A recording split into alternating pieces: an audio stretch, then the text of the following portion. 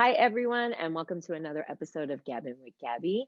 And today I have Alana Frost. She's the owner of Alana's Organizing. She helped me organize my garage. And if you guys know me and you've heard me talk about how I don't do well with chaos, she really came in and changed my world. She helped me create this background that you see and helped me organize my virtual gym and actually made a vision that I had somewhere buried deep in my head, made that vision come alive and come true. So thank you so much, Alana, for being on here with Gabbing with Gabby. This is kind of like a endeavor that I took on because I know a lot of cool people and I meet a lot of cool people. And I think that those people can help other people as well.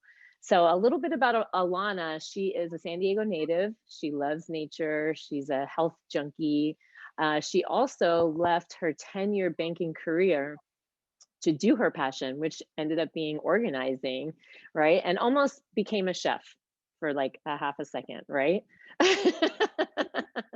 So she's got a really great story. I like to start with that one where you left your banking career for 10 years and then decided to kind of take a leap of faith and go into your full blown passion. So take it away, Alana. Thank you so much for having me, Gabby. Yeah, so I worked in banking for 10 years. I started there when I was just 20 years old. And, at the time, when you're 20, you don't know anything. I mean, you think you do, Hmm. but I had a lot of goals and plans to just be, I wanted to start in the banking world and become this real estate powerhouse. And um, uh, very soon I realized that I didn't enjoy what I was doing. You know, I Hmm. I would with when I worked for the company that I worked there for, between two companies for 10 years. And I had about five or six different jobs within those two companies, and I would keep changing my job. Like, okay, well, I don't like my job, let me get promoted, let me get promoted again, let me transfer to a different department, let me do something different. But it was always like within the same banking, same, it all had to do with the same type of work. And at some point I realized, like, I just don't like what I'm doing. I just don't Hmm. like, um, I'm just not happy. I would be in a position for 6 months or a year. And then after that, it was like kind of like a cycle that kept repeating itself because I was looking for happiness, looking for something that was really fulfilling. But I realized that even though I was good at my job, I just felt really empty about it. And when you're working full time, you don't have a lot of free time to think about things that matter to you. Hmm. You work Monday through Friday, you have the weekend off, but you spend it like running errands, cleaning up, and then getting ready to go back to work again. And so, I just didn't have a lot of time to think about those things. But I remember I would talk to a lot of different business owners when one of my jobs I had, I was like a loan processor, and I would open up business accounts and process loans for people. And I would have a lot of conversations with them about, how did you start your business? How did you like leave your job? What did you do? And they would always tell me some kind of the same story in a different variation, about how they just couldn't take it anymore, or they just weren't meshing um, you know with their work anymore. And so, I would daydream about things that I wanted to do for work. I wanted to do a home staging business. I wanted to have a personal chef business because I love to cook. I thought about, cooking for people in their homes and helping them to eat healthy. And when I left my job, it was actually, I was at a point where I was just so overworked and stressed out. And I just couldn't do it anymore. And I thought, I'm either going to get so stressed out that I Hmm. actually have a nervous breakdown, or I can just walk away. And, I think the scary thing for a lot of people is that we feel like our mind is telling us, like, if you do this, like you're gonna die. It's gonna be the worst thing that ever happened to Right. you, you know, and what are you gonna do for money? What are you gonna do? Like you're gonna be homeless, you're gonna be all these things. And what I realized was that none of that was exactly true, you know?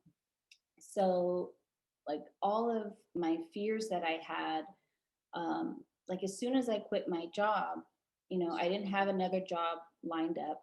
Um, but as soon as I quit my job, I realized like my stress went away. So all this stress that I had been carrying on me, it was like this huge burden that had been lifted off my shoulders, Hmm. and I could start thinking again. And I very quickly just kind of started picking up the pieces and doing little odd jobs and different things, you know, just trying to make my way, you know. And I realized, okay, I'm not going to die. I'm alive. I'm fine. I'm not on the street.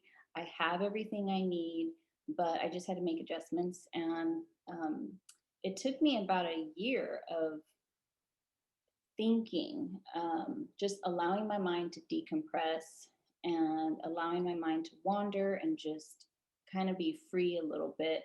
And then from that point, I could really start fine tuning what I was interested in.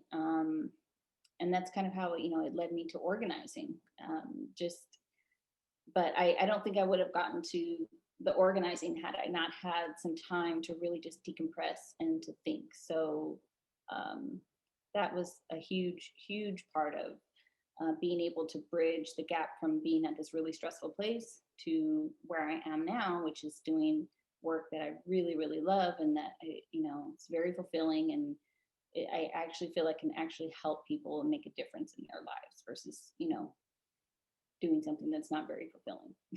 Right. The daily grind, which is, some places in the corporate world. I don't want to say everywhere in the corporate world is a daily grind, but when you're not happy, it feels like that. It just feels monotonous and you're just not fulfilling your destiny almost. And you've always been organized by nature, I'm Yeah. assuming, right? And it just, you kind of naturally felt drawn to that, or was there a specific event that happened that made you realize, I think I can do this for other people as well? Well, funny thing. So I I've always loved homes. I've always had some kind of fascination with them, and I think when I was younger, that's like part of me wanting to be in the real estate world. I just loved homes and, you know, what people can do with them, and that even like with the home staging idea that I had, somehow I always had these ideas to like have a business where it was tied in with the home. And after I quit my job, I was working a bunch of odd jobs. And one of those things I was doing, like I did a little bit of house cleaning. And I Mhm. had this client, and she asked me, like, you know, do you think you could do some organizing for me? And I thought, oh, like no one has ever asked me that before, you know, like, can I Yeah. organize? And I thought, because, you know, her house was, you know, she had three teenage boys in the house. Like it was just a lot going on, you know. And so it's like she really needed some help, like getting the house organized. And I thought, yeah, I can do that. I can do that. Like I'm organized already. I can do that, you know, because at this point I had never even heard of it as a profession. I didn't even know you could do this professionally. So Right. after I left that day, I thought, okay, well, I'm going to look this up. I'm going to Google this, you know. So I started Googling professional you know, organizing. And then I realized, wow, this is an actual industry. This is a profession. Like, people do this for money. And I, you know, I started looking into like training and all these things and how you get started. And, you know, what most organizers will tell you is that they already have a natural inclination towards organizing. Like they've always, like when we grew up, like we would always rearrange our rooms. And you know, my mom, she was so neat and tidy. Like we were always Hmm. packing clothes and stacking things and putting them away, and just it was just something that we did, you know. I didn't really think about it. It was just like something we did growing up. And so I thought, I have a natural ability for this. And with a little bit more like professional training, or like, you know, I could, you know, really turn this into something. Because I was, you know, I was still like trying to figure out what I wanted to do, what kind of business I wanted to have, because I didn't want to do something that wasn't meaningful or fulfilling. I wanted to, kind of hit all my bases, and so that is really like how I got started, is just, with this client that asked me, could I organize for her? And then it just, Hmm. just kind of snowballed from there. Right. The little angel sometimes comes in and goes, I'm here to help. I'm here to help, Uh, guide you on your journey. yeah. Yeah. And it was good because since I had quit my job, I was doing little odd jobs, but I had time to actually build a foundation. I had Hmm. time to go on the computer and to set up the back end of my business, and, to do all my YouTube Academy, and, learning, um, how, techniques, and learning more about the industry, and just, how I wanted to run my business, who I wanted to cater to, who I wanted to help. And Hmm. that's something that I just couldn't have done if I was still working at that job. I would have been too overwhelmed and not had enough time. So it Hmm. just would have been too much. Hmm. So you were mentioning that one of the things that you found out during your research was it's kind of in you already to be an organizer, and you've always been that, always kind of had that in you. I was like that too growing up. I always rearranged my room. I was willingly cleaning our house growing up. Mhm. I think about it now and think that's kind of a weird thing for a little girl to do. But I liked things neat. I always liked my space neat and tidy. And when I lived alone, that's exactly how it was, neat and tidy and organized. Everything had a place. But now, of course, I live with three other people and they don't function that way. And things start to trickle inside of each other. And when we had to stay home, we had to share this garage space. And it was very overwhelming for me. But I don't do well in chaos. It's hard for me to think straight. And my mom growing up would always say, in Italian, she would always say, it makes me nervous. And at the time when I was young, I never understood, what does she mean? It makes me nervous. But now I understand. I can hear her voice in my head in Italian saying, it makes me nervous. It makes me nervous. Because I have to clean my kitchen before I can start cooking. There needs to be no dishes, it has to be neat I so am the that I can. same way. Yeah. I'm like, well, I gotta wash these dishes. I know we're Yeah. starting, but I have to clean up first. Because it's too chaotic. And that's how I found you, because I had made a decision that I was going to invest in someone professionally who's not attached to anything in here to come in and help me organize, because I cannot see it. I can't think, I can't vision or visualize. It was just too hard for me. I felt overwhelmed. And you came in and you were so sweet. You really were. You really were perfect. And I remember one thing that you said clearly. You were like, you don't have to do anything. And I just felt like, okay. I felt like I know my reaction to you was, well, I don't know if I could do that. But but my inside was like, oh, thank goodness. You said, we're going to come in here and we'll take care of it. You don't even have to be here. And it was such a relief for me to hear that, because I felt so overwhelmed for me, it felt enormous that I couldn't tackle it. And you just said, you don't have to do anything. And, you just, you knew how to, take me down off the ledge, right? Because I could just feel me like, and you were like, it's okay. I can do this for you. We got this, and you knew all the right questions to ask. You knew how to, direct me into, well, let's maybe look at it this way. How do you feel about looking at it this way? And it was all those little steps and questions, and that kind of pat on the back and that encouragement that helped me relax and step back and go, okay, I'm going to put it in your hands. And you came in, you guys knocked it out in a day. I was so impressed and awe of the job that you and your partner did. And I just came in here and I thought, it's a whole new world. And oh my goodness, now I can see what I want to do. I can see what it can be. I can see the potential. So, um, when you enter someone's house and or garage or whatever it is, what is kind of your process that you do with them? Well, it's important for to know that when someone's calling you to with for help with to get organized, off the bat, I know you're overwhelmed. Like, Mhm. you're, it's not something that you call someone for every day. Like, oh, I need help organizing. Right. And especially with women that call because a lot of times women feel like that's their responsibility is to keep Mhm. their house together, and so they feel embarrassed or maybe kind of ashamed or just silly, and it's like hello, like what is I'm in the closet. yeah, exactly.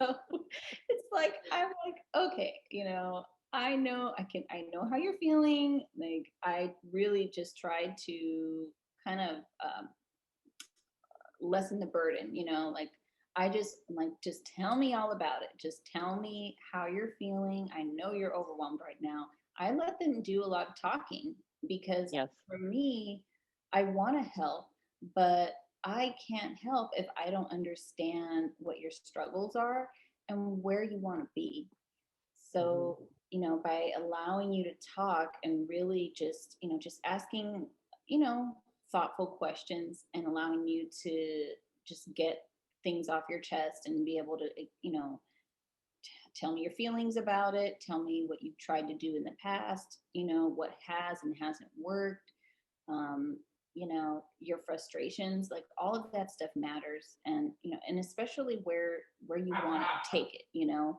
um, because that if I don't know where you're trying to go, then I can't help you get there.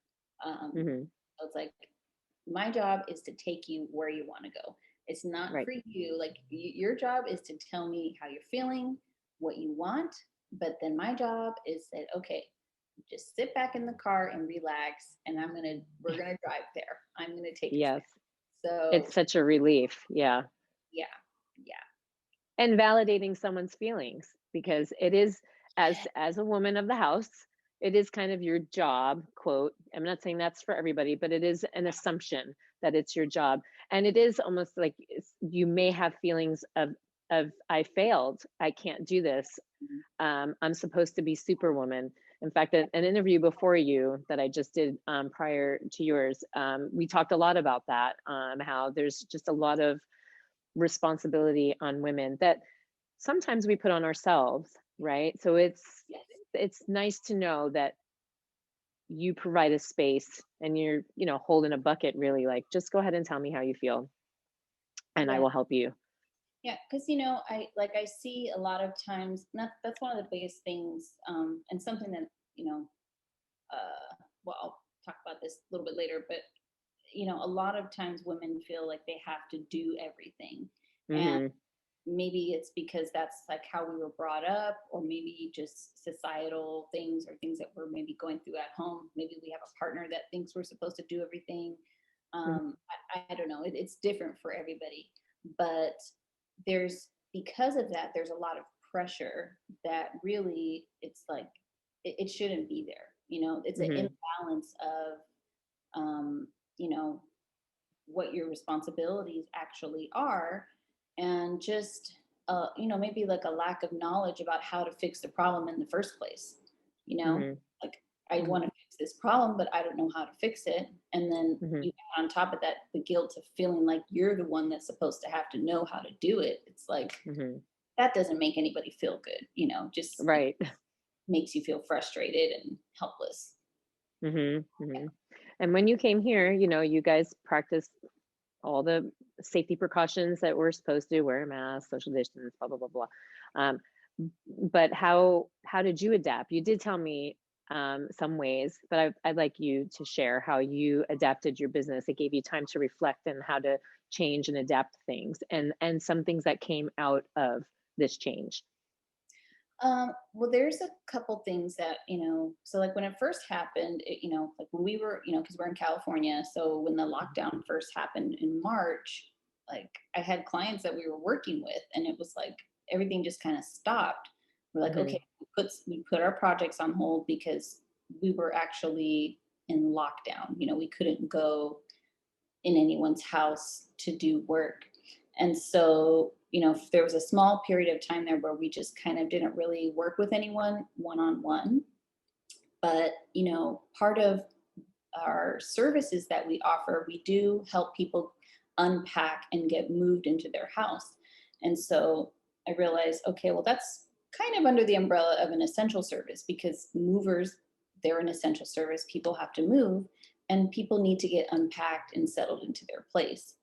And so once we saw that, okay, well, there are some things that we can do for people, then you start like really getting into, okay, what kind of protocols are we going to be putting in place? Because, back then, I think most of us felt like, oh, this is just going to blow over. It's, we'll be Yeah. at home for a month and then everything will be Yeah. back to normal. Right. A Uh, year later, yeah.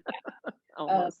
so it's like, as we started, of course, putting precautions in place like gloves and masks and, distancing and just, I had to go buy like a whole cleaning kit. So it's like, everywhere we go, I have this huge bucket now. It's like, okay, Yeah. we've got sanitizer and wipes and okay, well, when we're done, we need to wipe things down and clean up and make sure that all those spots are cleaned up.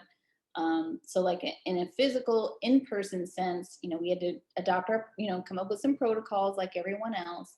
And just a lot of who we worked with, it was like a comfort level because some people, like one of my clients, there was a gap from March to October where I didn't work with her because she had an elderly parent. She's got kids, like full house. It was just too much. They were being really precautious and they just couldn't have anyone in the house. Hmm. And so finally we were able to finish that job. But some people, they call and they say, I really need you to come in here, but I just, we'll just wait a little bit. Um, so those are some of those things. But then this also gave me some time to uh, think about, well, what are some things that I could work on that I've been wanting to work on that I've kind of had to put on the back burner. And one of those things was starting a online course to teach moms how to organize. Ooh, I love it. Yeah, so that, I had been thinking about it for a year and I thought, Hmm. okay, well, this is the time. Like, if there's any Hmm. time where I have downtime where I can just put my nose to the ground, like, this is the time. And so I invested in a program, a membership that helps you to take your idea, your profession, your course idea, and actually develop it into a program that step by step videos, a Oh, cool. format, yeah, so that it's taking everything that and putting it into a consumable format that is actually teachable, um, because organizing isn't the most it's not the cheapest thing in the world. And Right. so a lot of people, they either can't afford it or maybe they want to work with us and they're not in San Diego, or maybe they want to do the work themselves. They just need some guidance on how to do it. And so, this was a really good opportunity to be able to just um, kind of reach these people so that I could help them, because I really just, it's like every client we have, I just end up caring about them so much because Oh, yeah. like you're in someone's house, you're hearing their Hmm. stories and hearing their Hmm. struggles, you're touching their things, you're seeing like a piece of their life. And it's like by the time like you start putting everything together, it's like, oh my gosh, I'm helping this person, like their dreams come true. And it's just a very Yes. special moment. And you just realize like, man, this is really going to help this person, like we really Yes. just take a huge weight off their shoulders. And being Hmm. able to give someone a feeling, something that they can every day they can walk into that room and feel good. And Hmm. that is priceless. That is definitely fulfilling. So That is. I'd like to share something on that note. Another thing that I remember you saying is you validated a feeling that I couldn't quite articulate, and you said to me, I get that when you come in here, this is supposed to be your space where you can take that time and do your workout. It's just your time and it's your space, because the reality is I don't really have a space in my home anymore. It's everything is a shared space because everybody's home because of COVID. Even my bedroom became a slash office, right? So I don't have anywhere I can go to. This was the place that I could come to. And I would come in here and I would feel, just I would look around and all I would see was chaos. And you were able to articulate for me that when you come in here, you're not feeling that safe space or that calm. And so you were able to identify that for me. And I didn't know that that was a real feeling going on for me until you pointed it out. So you do get very attached, and you get to know people really personal, and their personal feelings just by the objects and the things that are going on in their home. It's very therapeutic. yeah, and and that's why I'm really big on like listening and asking questions, because it's that how else am I going to understand? You know, Hmm. no one's house looks like Pinterest in real life. Although we wish, right? We try, Yeah, I mean, but it it might doesn't. look like that when it's first done, but it doesn't stay like that. It's more for inspiration, and so you know, it's like it's like how being able to help somebody. I don't know. I think there's a lot of being practical and things like that. You're not going to get anywhere if you don't understand where you're going, because that looks different for everyone. Your Hmm. struggle is different from someone else's struggle. Hmm. Every house is different, every family is different, every space is different, and the things that are in that space is all different. And so, Hmm. you know, the things that, like, in order for me to help, it's like I've really got to understand and take Hmm. time to think about it. How is this going to be better for you? Because I could do Hmm. a million things, and we could have done a million things in your garage, but the things that matter to you, like, I thought, well, okay, if this is your space, like, I understand needing space. Like, we all need to have our space, and it's just being at home and being with the same people day in and day out all day long, Hmm. as much as we love them, has been really taxing emotionally. Hmm. And I think just it's important to have a place where you feel like you can go and just, this is my area, this is my zone, Hmm. this is me. If Hmm. I'm not sharing it with someone, no one's taking it, like, these are my boundaries. And you over there and me over here, like, you just Right. something to call yours. Yes. And especially with moms, because, like, when you have kids, it's like nothing, you don't have anything anymore. Like, Nothing is yours. yeah, they think oh, that's mom, that's yours, and that's mine too. It's like, no, Yeah. anything that just belongs to me, it would be nice. Yes. Yeah. And that was one thing I was clear about. I wanted zones. Everybody had to have their own, or not everybody, but everything needed to have their own zone. So if this was an A, B can't trickle to A, and A can't trickle into C. It needs, I had to make it very clear to everyone else. This is how this garage is organized, and it needs to stay that way. Do not let your stuff trickle into the other areas, because the whole point was it's a shared space. It's a music room, it's a tool room, it's a laundry room, it's a gym, it's a storage space. I mean, so it could easily all mesh together and become overwhelming again. But if we stay very strict and make clear zones, so Mhm. far it's been working out great. I'm glad to You hear know, that. yeah.